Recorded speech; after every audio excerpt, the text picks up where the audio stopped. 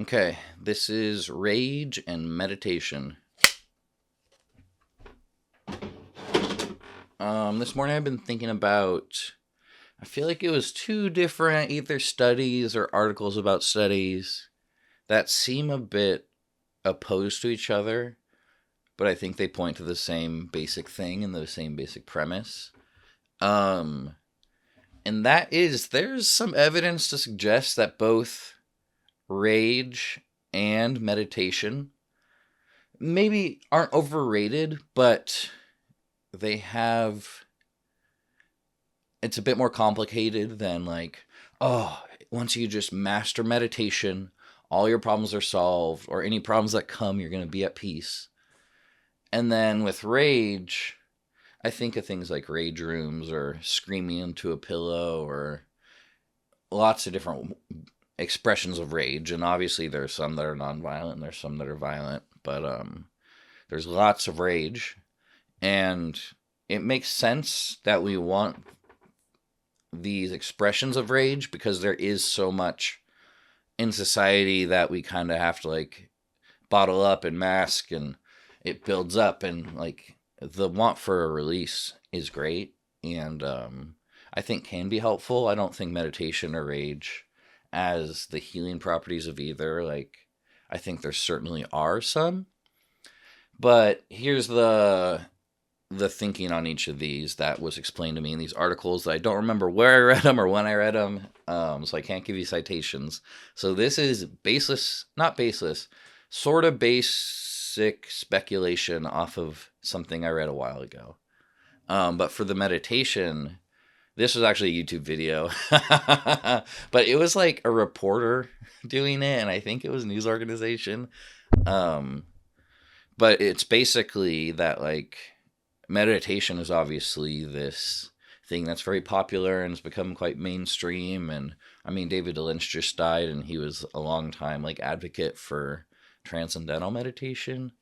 Um, and there's like a lot. I'm sure a lot of people have found meditation very helpful for them. Um, but this investigative journalist, the reason they started like asking questions about it was because they also got into meditation and went to all these retreats, and I think generally had a good time.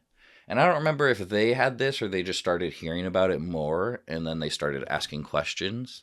But basically, it's not an uncommon occurrence at a meditation retreat for someone like not speaking and just thinking to like really get in your head, and to really get in your head in not a healthy way and just enter like negative thought spirals or recursive like things that just leave you in a agitated state or just end up like not too good and can be really damaging and almost like manic episodes. Probably there's been um yeah, lots of things associated with that.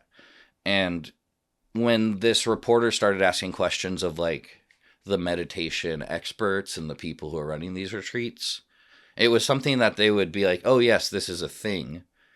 But they don't really talk about it in like the promotional materials or in the, when they're talking about all the good things about meditation.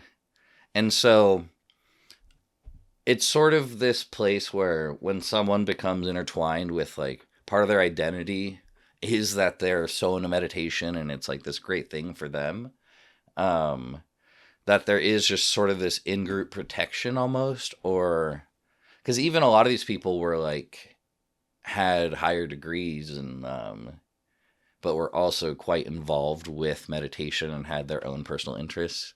And so I thought that was kind of funny, and interesting, and just explains a little bit about the heart and the brain and the mind, and the soul and the spirit. But with rage, I just think of it mainly because I don't know if you could tell, I'm not a very rageful person, and I struggle to even get there maybe when I should. Um, but I think of rage rooms, and we went to a rage room soon after Riley died, which was fucking awesome. I made a video of it, and it was good. There was just a lot of pent up. We were all totally out of it and just full of grief, and it was a fun time with some sibs and my cousins.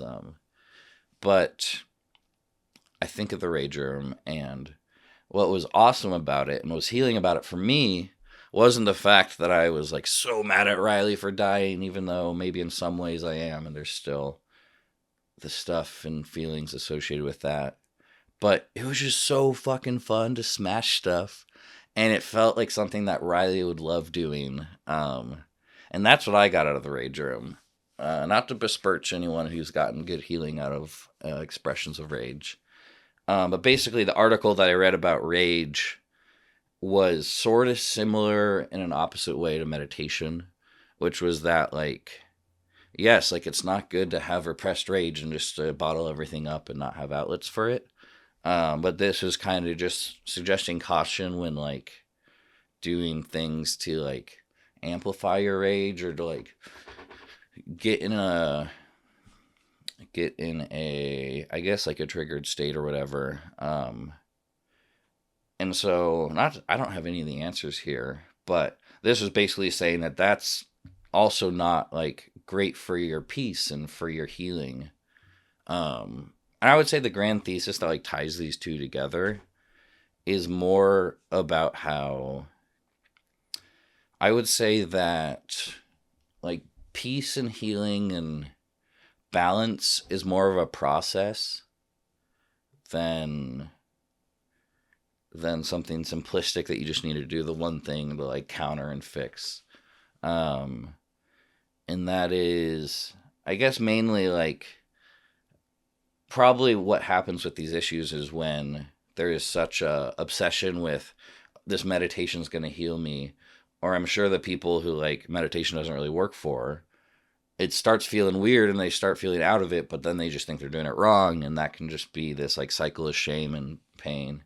And I have no clue. I haven't even really ever tried meditation just because I know it's not for me and it's not how I build peace.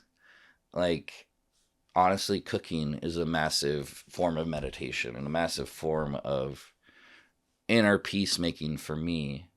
And it's like one of the places where I can express those feelings and get them out in a way that feels pretty nice. So I don't really know what I'm saying with all this, but I've just been thinking about these two articles and the way they connect, and the world we are in, and there's just so much pain and hurt and grief that I talk about a lot, but it's also impossible to fully understand and embody.